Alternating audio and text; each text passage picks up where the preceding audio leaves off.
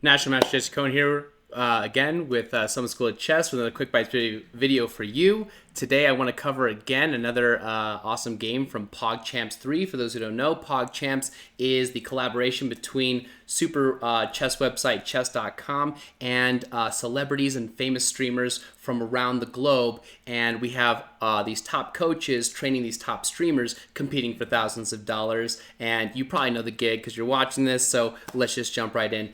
In this matchup today, we see codemiko versus MrBeast. I'm pretty sure that these two people don't need any introductions, but codemiko has done something incredible. I think the suit she wears is something like $30,000, and it makes her a virtually emulated being, a representation on the spot. It's some of the most amazing technology, and of course, I think everyone knows MrBeast and all of his amazing, generous giveaways and really, really outrageous stunts. So with that being said, let's jump right in. In this first game, codemiko's playing white against MrBeast playing black, and we have a Scandinavian. MrBeast offers to bring out his queen right away to recapture that pawn.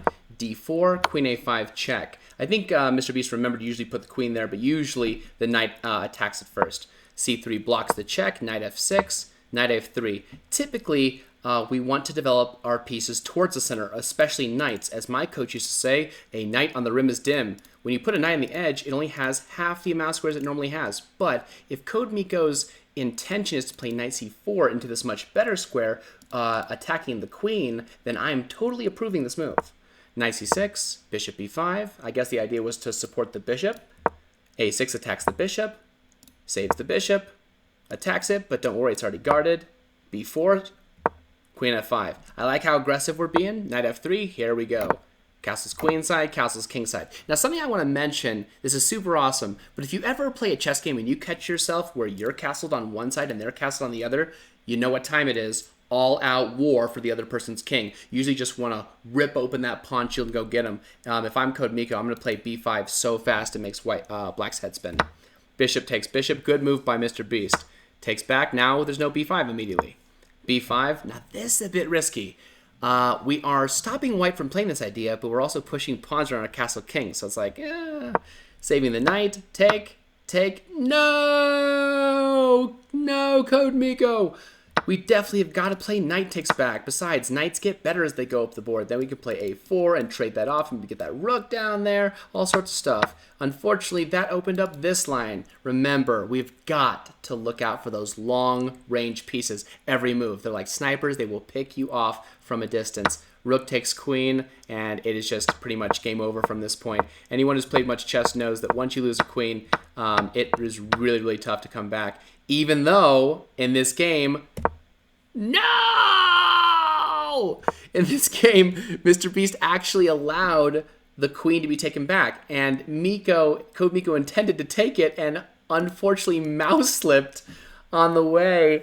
And just, it has happened to the best of players, and it always makes us so sad. And it's just, it's a part of blitz sometimes. But what she intended, of course, was to take here and take here. But let's be real. This is still going to be kind of a tough situation because this is approaching an endgame. There's very few pieces left, and black is up 2 points. And that's all you need. Typically you only need 1 point because a pawn is worth 1, and pawns become queens, and queens win games. So...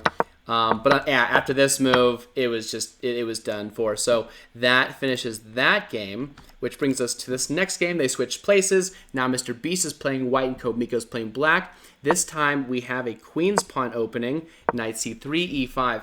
Kind of a weird kind of a gambit. I like how codemiko's playing, but it is a free pawn. Takes pawn, bishop b4, pinning the knight, a3 attacking the bishop, d4. This is some advanced play that codemiko's trying to do. Instead of trying to defend the bishop, she's trying to be more aggressive. And, if you want to become a more advanced player, you got to start thinking like that. But it also requires a lot of precise calculation. MrBeast happily correctly trades queens, stopping codemiko from castling, and then goes up a second pawn. So this all goes in MrBeast's favor because now he's up 2 points. He's traded off the queens. This is all looking good so far. Bishop f5, bishop e2. Kind of a weird place to develop the bishop, actually. Free pawn gets back. Knight c6, knight f3, knight b4. So actually now it's completely equal again. We should have taken a little bit better care of our pawns. Knight d4. Here. No! So MrBeast sees that the pawn's attacking the knight. Good job. It makes sense, maybe, to just take the bishop and have no problem with that. But unfortunately, it's not that move that's the problem. It's what happens after they take back. And I'm sure you see it now. That is a fork, and we are now going to lose a rook for a knight, which is not game losing, but it hurts. So she takes the rook, as she should, and then she keeps developing. e6, takes, saves the rook and attacks. This is good chess. This is all looking great. We should probably keep that. Now, I will say this. This is quite the awesome bishop. B takes c4, and now this is going totally fine. Everything is going totally fine. Everything is going totally fine. And then here's the key moment, okay? All codemiko needed to do in this position was just remember, when you're up in points, trade power pieces evenly. Not so much the pawns, but the power pieces. codemiko is up 2 points, so it is a good idea to swap rooks for rooks, knights and bishops for knights and bishops, so on and so forth. And it just, from a mathematical point of view, it's reducing the ratio, and so it's just making it even stronger. So we should just take the rook and then get out of the pin and just continue to like activate our rook over here, start pushing our passed pawns, get our knight in the center, and just, you know, keep pushing this way. And this is going to be fantastic. Instead, we play rook b4, letting white keep more pieces on and losing the e6 pawn. Now that's a passed pawn, and these two bishops are starting to look menacing. Check, here, check, here. Again, for multiple reasons now, it is in codemiko's best interest to just trade off the rook. Okay, just trade it off. In fact, besides this threat, there's sometimes where rook d1 check might force the king off that knight. Rook d4, f4. It's a free pawn. Yay! Save the king. Check. Trade the rook at your last chance. Nope. How about again? Nope, don't want it. And they kind of do this like little shuffle. No, a knight! And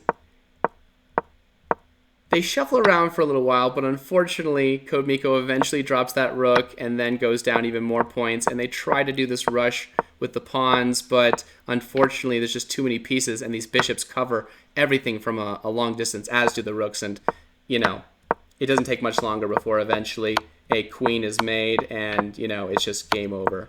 So with that, MrBeast wins both of his games, and yeah. Remember, nobody's knocked out immediately, though. There will be a championship bracket and a consolation bracket, so continue to stay tuned to chess.com, and we will have much more awesome games coming your way. So stay tuned for that. Again, National Master Jesse Cohen, Summer School of Chess. I will see you guys very soon. Bye for now. Bye.